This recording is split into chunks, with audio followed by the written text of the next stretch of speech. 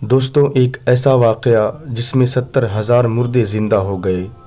کیسے ہو گئے، یہ سوال آپ کے دماغ میں بھی آیا ہوگا۔ اس لیے دوستوں، یہ ویڈیو کافی دلچسپ ہونے والی ہے۔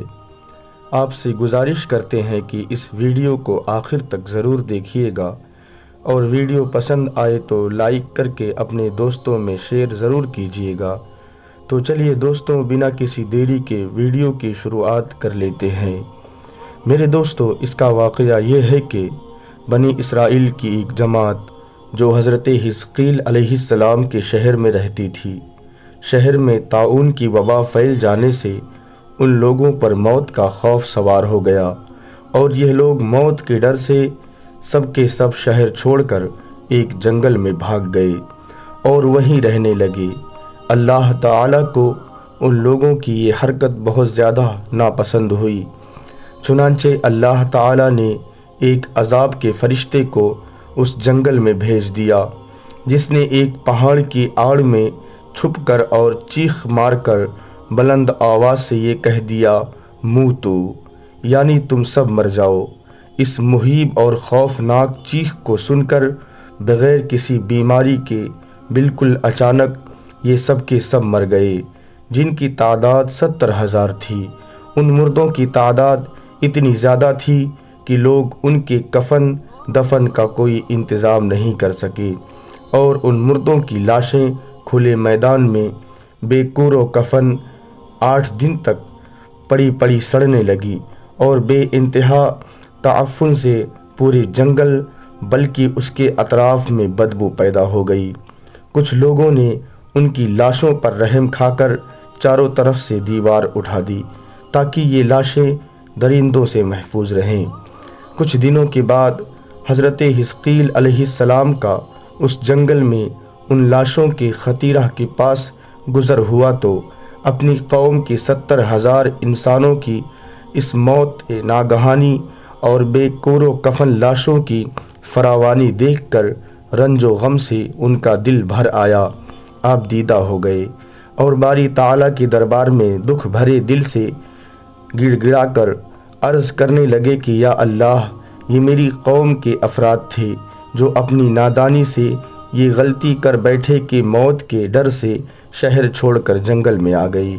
یہ سب میرے شہر کے باشندے ہیں، یہ سب میرے ساتھ بود و باش رکھتے تھے، ان لوگوں سے مجھے انس حاصل تھا، اور یہ لوگ میرے دکھ سکھ میں شریک رہتے تھے۔ افسوس کہ میری پوری قوم ہلاک ہو گئی اور میں بالکل اکیلا رہ گیا۔ اے میرے رب، یہ وہ قوم تھی جو تیری حمد کرتی تھی اور تیری توحید کا اعلان کرتی تھی اور تیری کبریائی کا خطبہ پڑھتی تھی۔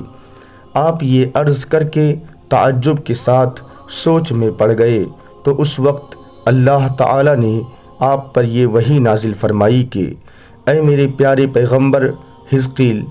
آپ ان بکھری ہوئی ہڈیوں سے فرما دیجئے کہ اے ہڈیوں، بے شک اللہ تم کو حکم دیتا ہے کہ تم اکٹھا ہو جاؤ۔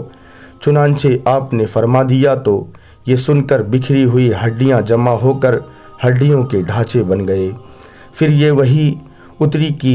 اے حزقیل، آپ یہ کہہ دیجئے کہ اے ہڈیوں، تم کو اللہ کا یہ حکم ہے کہ تم گوشت پہن لو۔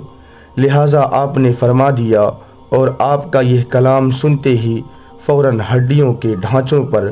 گوشت پوست چڑھ گئے۔ پھر تیسری بار یہ وحی آئی کہ اے حزقیل، اب کہہ دو کہ اے لاشو، تم سب اکٹھے ہو کر کھڑے ہو جاؤ۔ چنانچہ آپ نے یہ فرما دیا تو آپ کی زبان سے یہ جملہ نکلتے ہی 70,000 لاشیں دم زدن میں ناگہاں یہ پڑھتے ہوئے کھڑی ہو گئیں، سبحانک اللہم و بحمدک ولا الہ الا انت۔